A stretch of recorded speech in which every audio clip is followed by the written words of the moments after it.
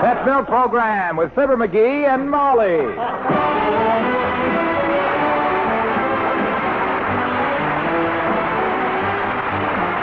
The first evaporated milk, Pet Milk, presents Fibber, McGee, and Molly with Bill Thompson, Gail Gordon, Dick LeGrand, Cliff Arquette, Ken Christie, Peggy Knudsen, and me, Harlow Wilcox. The show is written by Don Quinn and Phil Leslie and directed by Max Hutto with music by the King's Men and Billy Mills Orchestra.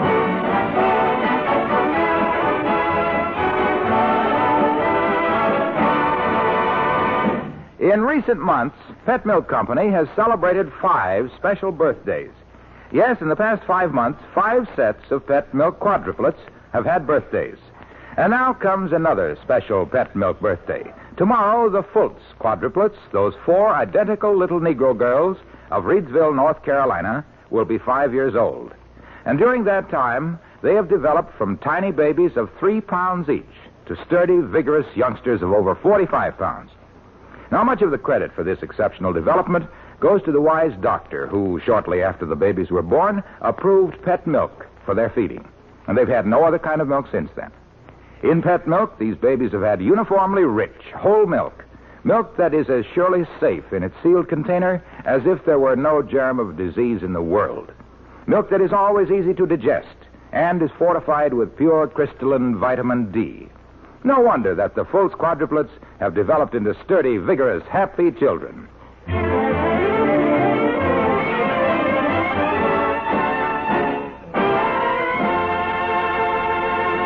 If a fellow had his wife in his car and was taking her to Kramer's drugstore at 14th and Oak for a soda, would you say he was driving her to drink? Oh, you wouldn't? Well, anyway, here they are in the car, Fibber, McGee, and Molly.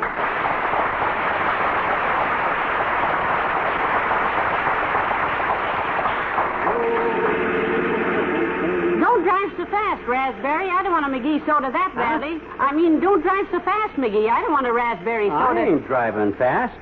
Legal limit, that's all. Well, I'm glad you finally decided to speak to me. You've been silent for 3 blocks. What do you mean, silent? Didn't you see that sign? Hospital zone? My gosh. Anybody that he's thoughtless enough to yakety-yak going through a quiet zone is... And anyway, I'm in kind of a hurry. After you have your soda, I got to go to a PTA meeting. A PTA meeting? Mm-hmm. You? Well, what on earth do you have to go to? Oh, my gosh. What's the matter? Oh, I was so busy talking to you, I went right through that red light. Well, it wasn't very red. Huh? No, with the sun shining through it, it was just sort of a shocking pink. Anyway, nobody saw you do it. That, my dear, is not the point. The point is I have busted the law. And I'm just as guilty as if I'd have been sawed by 8 cops. Molly, you've got to turn me in. I will not turn you in. Huh? I've kept you this long, and I'm used to you. Besides, what could I get on a trade for? No, I mean to the cops. By George, I committed a traffic violation, and I'm going to make an example of me this time. Turn myself in, pay the fine, teach myself a lesson. Well, I will say Mother is proud of this sudden flare-up of conscience, sweetheart, but aren't you going a little too far? No, just to the police station. It's right here, right handy. Like it always is in radio. Yeah. Maybe this will learn me to be more careful, Molly. I might have hurt somebody running through that stop signal. Me, for instance. Well, heaven forbid. Well, what do you think they'll fine you for this little thing? I don't care what it costs. I'll pay it. $5, $10 even. I don't care if it's 50. Well, 10 anyhow. If it's over 10, I can run through another light on the way home to get my money's worth. Oh, come on, kiddo. Let's go. Say, incidentally, what was this business about going to the PTA meeting? When did you join the... Uh-oh. Tell me later. Here comes Ole from the Elks Club. Huh? Oh, hi, Ole. Hello, Ole. Well, hello, missus. Hello, McGee. Hey, what you going in the police station for, McGee? You took an advice of the boys at the Elks Club and given yourself up? That's exactly what he's doing, Ole. He ran through a stop sign at 14th and Oak. Yep, I didn't see the sign, Ole. Oh, that's very dangerous, McGee. My cousin in Milwaukee, he does the same thing last week. Oh, is that so? He was driving downtown, and when he wasn't looking, he runs through a sign. Yeah, was it a red sign that said stop? No, it was a canvas sign that says, Welcome, General MacArthur. And after he drives through it, it just says, well, General MacArthur. I tell you, you have to be mighty careful in traffic these days, Ole. Say, does your wife drive a car? She used to, missus, back in Sweden. That's how we meet, me and my missus. How, head on? No, I was working on a farm, McGee. One day she drives by and waves at me with a little lace handkerchief. Oh, that's cute. I was plowing at the time, and I absent-mindedly waved back with the plow. She gives a little squeal and runs her car off the road and clear through the barnyard. My gosh, did the cops see her do it? Well, the sheriff comes right away, but he don't arrest her. He lets her go with a warning. Oh, first offense, huh? Sure, first offense, and then a telephone pole, and then another fence. But she finally stops the car. Well, that's all very interesting, Ole, but this ain't paying my debt to society. I got to get in the police station here and get this thing... Before you go, McGee, I got a message to give you from the Elks Club. Yeah? They want you to be chairman of the new committee. It's called the Keep Out Members That Don't Pay Their Dues Committee. Oh, well, that's a good idea. What do I do? Keep out. So long,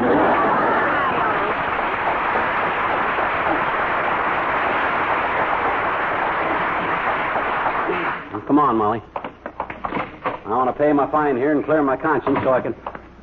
hey, Bud, you the chief? Wait till I look at this badge on my cap here. Yeah, that's what it says, Chief of Police.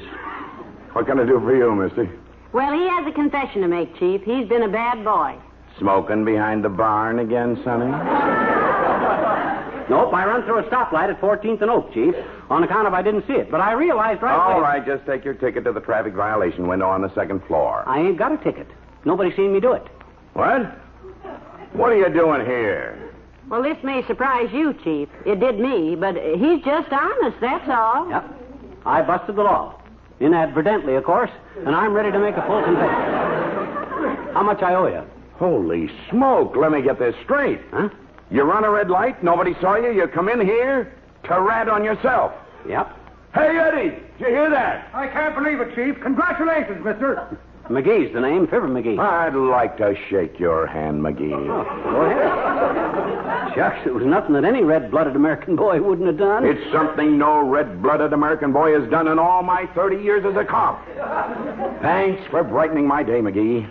I wish I could take your $10, but thanks anyhow. I can't find you. What do you mean you can't find me? There's a law, ain't there? I busted, didn't I? But you see... I confess, I'm guilty. What do you want me to do, take the third degree? No, but we Well, can't... that's not stalling. Take my $10 and give me a receipt. Well, Give him $10, Molly. What? Oh. There you are, sir. look, lady, this is very honest of your husband. We appreciate it. But the law is very plain.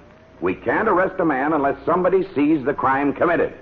Nobody saw him, Oh, yes, somebody saw him. I saw him. You betcha. That's no good, McGee. Wife can't testify against her husband. Now, I'm a little busy here, so if you'll just Oh, you're run trying along... to give me the roust, eh? Well, by George, I know my rights. I'm a taxpayer and a criminal. And I got a right to pay my Now, McGee, don't be You so... heard what the chief said, McGee. Now, kindly haul your freight before we have to judge you for creating a disturbance. I don't want to be judged for creating a disturbance. I want to be judged for running a stoplight. I got influence in this town. I'll see the mayor. I'll blow the lid off. I'll show you, Judge.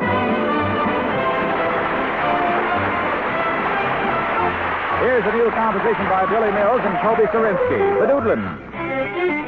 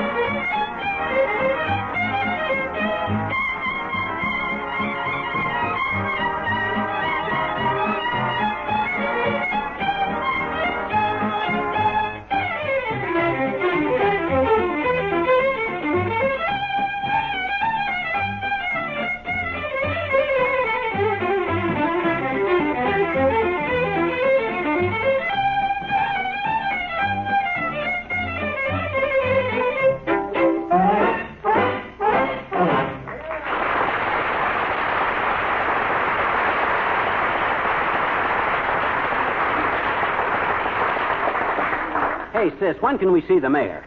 I've been waiting here 6 or 7 minutes.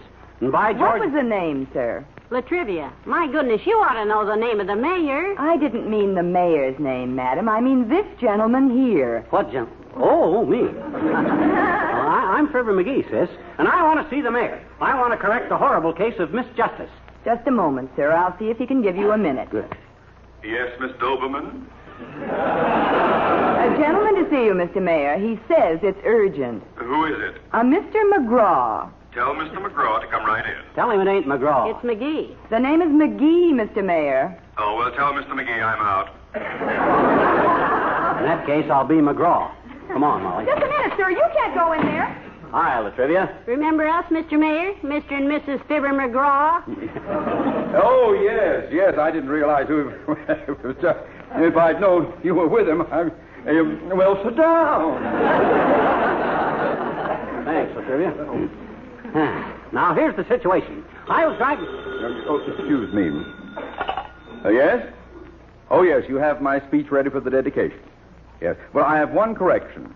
In paragraph 7, page 245, strike out the phrase, the little red schoolhouse. Yes, make it the little red, white, and blue schoolhouse.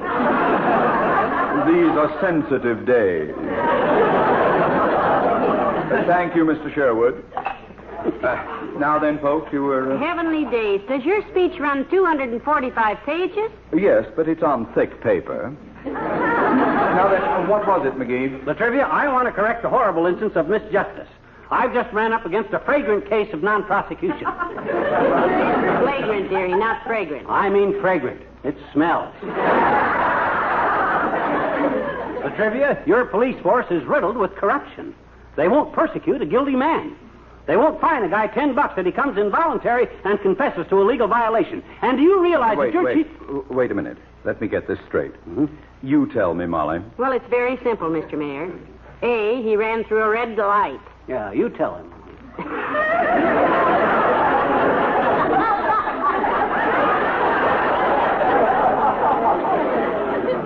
A, he ran through a red light. Yeah.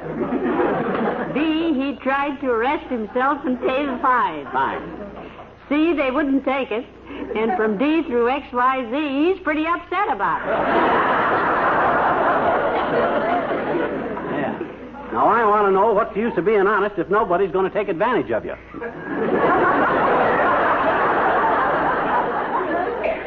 A good question, and one which rarely arises in politics. Look, McGee, you go back to the chief and tell him I sent you. Oh, swell. And when you get there, hand him this dollar bill. Huh? Oh, what's the dollar for, Mr. Mayor? In politics, Molly, this is known as passing the buck.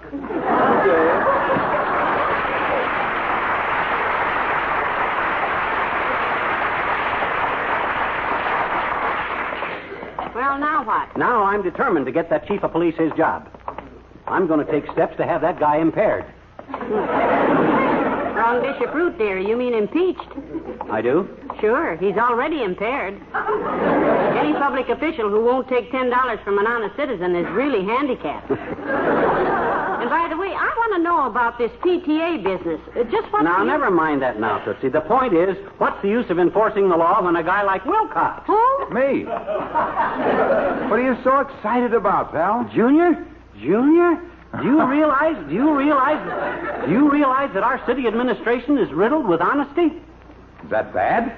Well, McGee thinks so. He ran through a red light, arrested himself, went down to pay the fine, and they wouldn't take it because nobody witnessed the crime. Yeah, now ain't that awful, Junior? Do you realize that when an honest citizen tries to throw $10 on the drum and they won't take it, it makes a mockery of the law? Pal, I'm glad you brought that up. About what up, Mr. Wilcox? About the drum and the mockery. Drum and the mockery? Yeah.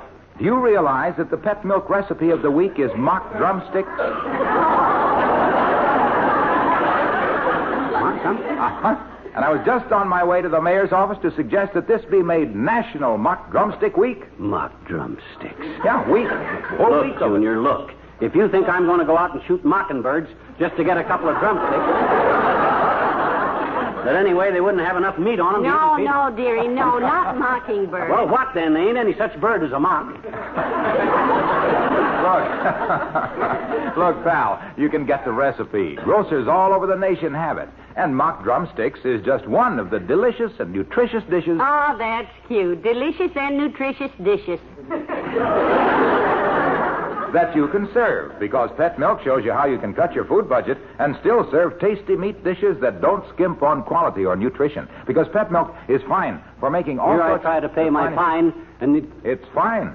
As you said, it's fine for making the most of the least. I was afraid that's what I And said. fine cooks. And fine cooks everywhere love it because it's just good, sweet country milk made double rich through evaporation. Yeah, it's fine. Milky. You know a good lawyer? Lawyer, McGee, you're not going to Oh, yes, I am, kiddo. I'm going to be prosecuted for my crime if I have to throw myself on the Supreme Court. Full length. I can't go through life with this sin on my mind. I want to pay my debt to society. You know a good lawyer, Junior? Sure. My cousin, Big Mouthpiece Wilcox. Oh, Big Mouthpiece Wilcox. Say, isn't he the gray-haired man who was a colonel in the last war, Mr. Wilcox? Oh, I know him, sure. And his hair ain't gray. It's white. Why don't he touch it up a little, Junior? On account of the old song, sweetheart. Old soldiers never die. That's so right, Molly. And I'll call him, kids. I'll have him meet you at the police station. So long, Al.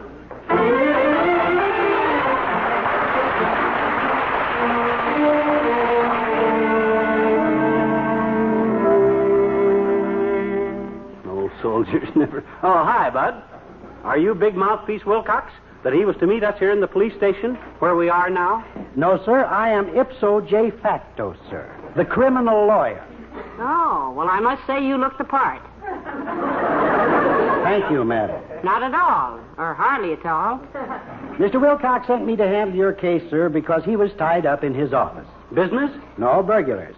They tied him up so tight that, well, let's get down to cases, sir. I am perfectly capable of handling this case. Uh-huh. They have a saying around the courtrooms, Ipsy's a daisy. Ipsy, that's me. Ipso J facto. Pardon me. What was that, sir? He said, pardon him. Well, now, I'm afraid that's a little beyond my province, madam, because my province is Saskatchewan. And to be pardoned, he must go to the governor. Fortunately, the governor and I are very close, although the governor is much the closer of the two. I remember one time at a stud poker game,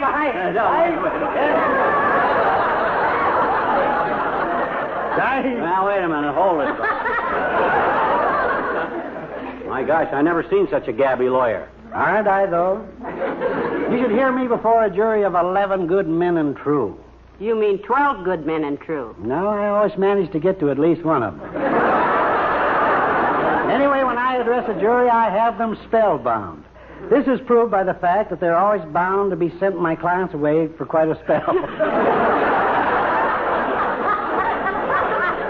Now then, in your case, Mr. Duff... Who? You, in your case, Claude. Claude, his name isn't Claude. You mean this is not Claude Duff, the cat burglar? Huh? Well, you can admit it to me, sir. The relations between an attorney and a client are sacred, even to me. Now, wait a minute. Now, look, Buster, I ain't no cat burglar. He never stole a cat in his life. Excellent.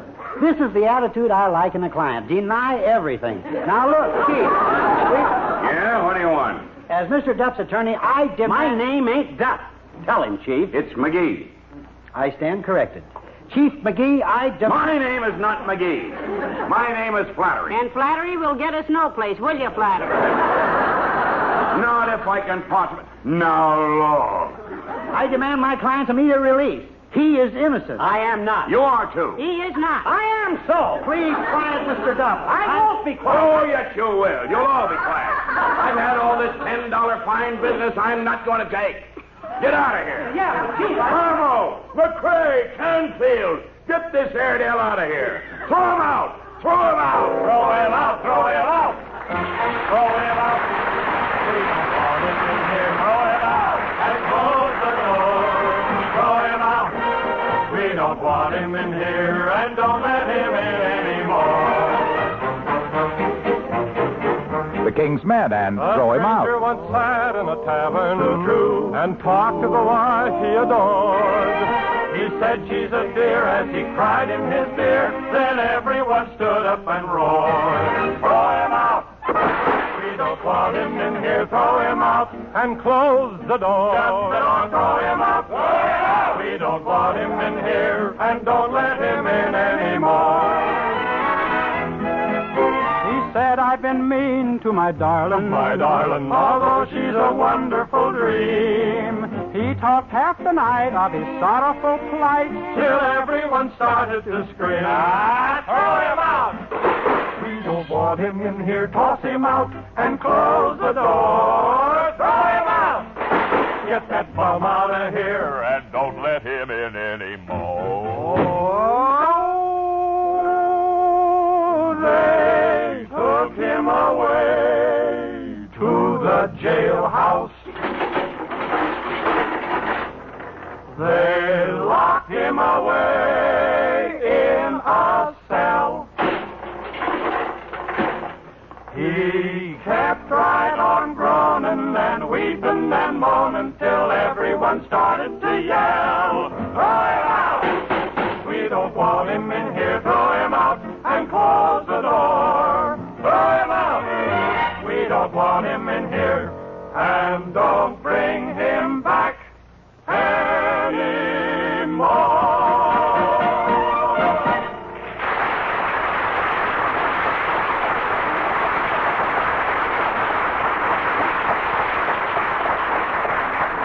I ain't giving this thing up yet, kiddo. Some lawyer Wilcox sent me to. We don't know enough about law to spring an old sofa. Come on. The car's down this way. Well, what do we do now? Write to our congressman? We ain't got a congressman, Molly. We didn't vote last time, remember? Here's the car. I'll get in first and we'll go home and figure out... Hello there, kids! Where? Hi, daughter. Hi, Johnny. Oh, hi there, old Johnny. timer. Hey, you kids seen anything of Bessie? No, we haven't. How is Bessie these days, anyway? Just fine, daughter. Yeah? Cuter than a bug's ear and wetter than a sponge. Fell out of a canoe at Dugan's Lake. Yeah? You went canoeing, eh? Yep, me and Bessie rented us a canoe and went fishing, Johnny. Oh, fine. All day long. Yesterday, it must have been pretty warm in the sun out there. I didn't sit in the sun, daughter. I sat in the shade. Of what? Bessie. She's a mighty shady character on a sunny day, Bessie is. We fished all day. Yeah? Did you catch anything? I sure did, Johnny. Yeah? Very first cast, I flung my line out, snapped it back, and hooked into a 200-pounder that was fighting mad. Oh, boy, a 200-pounder. What was it? Bessie. I sat in the bow of the boat, and Bessie sat in the stern, and that's where I hooked her, kids, from the bow. Goodness sakes, well, that must have hurt. I couldn't feel a thing, daughter. But Bessie bellowed like a bee-stung mule and took off like a trout. Yeah? She peeled off 40 yards of line and headed for the middle of the lake. Boy. I snubbed her up with a rod, and she broke water like a big-mouthed bass. Made 3 beautiful leaps and another run before she tired out. Yeah? I was just about to slip the net under her when another fisherman cast with a purple spinner and whoop! Off she went again. Streaking through the water with just a fin showing. A fin? Yep. That was her share of the rent on the canoe. That was Bessie, a sport to the last. Well, so on, kids. Goodbye.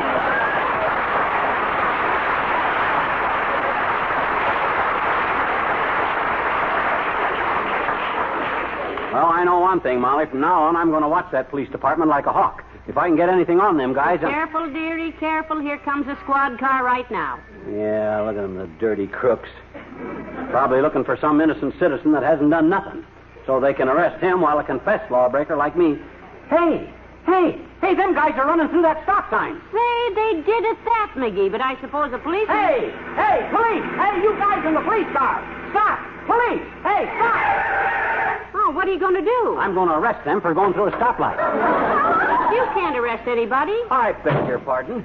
Anybody can arrest anybody if they see a felony being committed, which I just did. Who hollered for the police? Who yelled at us? Oh, you again.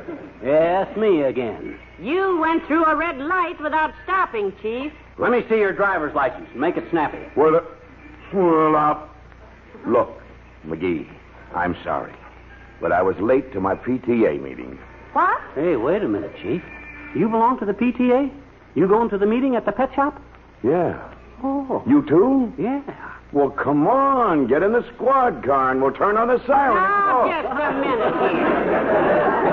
I want to know what this is all about. What's this about a PTA meeting at the pet shop? And why at the pet shop? Oh, I guess I never had a chance to tell you, Molly. A bunch of us guys, like the chief here and some more guys, well, it's a humanitarian idea. Yes, those poor little feathered creatures, strangers in a strange land. Can't speak a word of English. Yeah. So we teach them. Teach who? Teach who what? The parrots. At the pet shop. We teach the parrots to talk English. And we formed a club, the Parrot Teachers Association.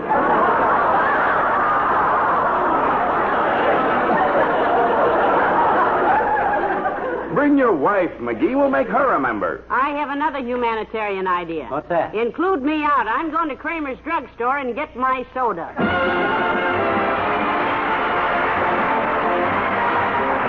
Fibber and Molly return in a moment.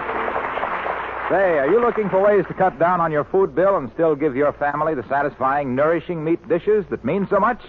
Well, then you'll certainly want to try Mary Lee Taylor's pet milk recipe for mock drumsticks. A top-stove, one-dish dinner that's as nourishing as it is economical. This recipe is such a big favorite, it's now being featured in grocery stores from coast to coast. Look for it in your grocery store, right along with the display of pet milk. And remember, when you use pet evaporated milk, it's easy to have extra good meals at lower cost for two reasons. One, pet milk is double rich milk, sweet country milk concentrated to double richness. And two, pet milk costs less generally than any other form of milk. Get a supply of pet milk at your grocer's tomorrow. And sometime soon, treat your family to delicious mock drumsticks. Well,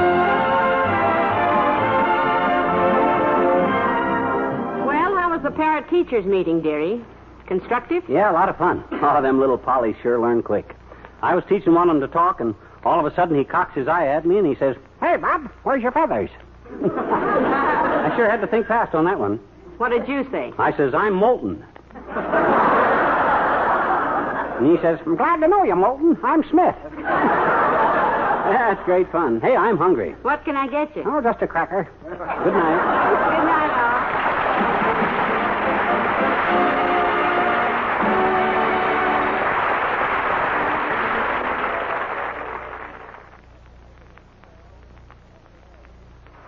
Have you ever tried to settle a neighborhood quarrel? Well, then you know that trying to be a peacemaker isn't easy.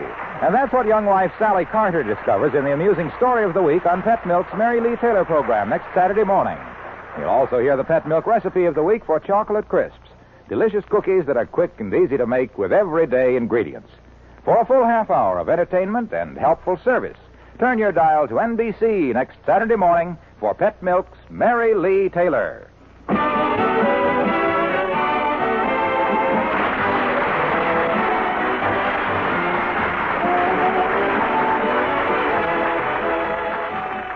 Steve Wilson combats crime in Big Town, next over most NBC stations.